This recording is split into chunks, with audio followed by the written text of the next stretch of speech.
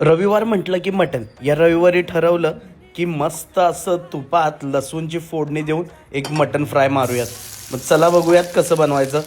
एका पॅनमध्ये थोडंसं तेल तूप घेतलं, त्यात खूप सारं लसूण, थोडीशी कोथिंबीर आणि अर्धा किलो मटण होतं त्यासाठी 2 मीडियम साईजचे कांदे, थोडंसं मीठ टाकलं आणि कांदा पूर्ण ब्राऊन होईपर्यंत आपण त्याला सॉते करून घेतलं आहे. एकदा कांदा ब्राऊन झाला की त्यामध्ये घाटी मसाला ॲड केला, बेडगी मिरची पावडर आणि हळद. बेडगी मिरची पावडरनी एक स्मोकी आणि जबरदस्त टेस्ट येऊन जाते आणि कलर तर नेक्स्ट लेवल येतो. यामध्ये अर्धा किलो आपण शिजवलेलं मटण ॲड केलं आहे. शिजवताना त्यामध्ये थोडीशी हळद आणि मीठ ॲड केलेलं आपण. ते स्टॉक सेपरेट केला आणि इथे नुसतं मटण या मसाल्यामध्ये टॉस करायचं आहे. थोडंसं पाणी टाकायचं आहे.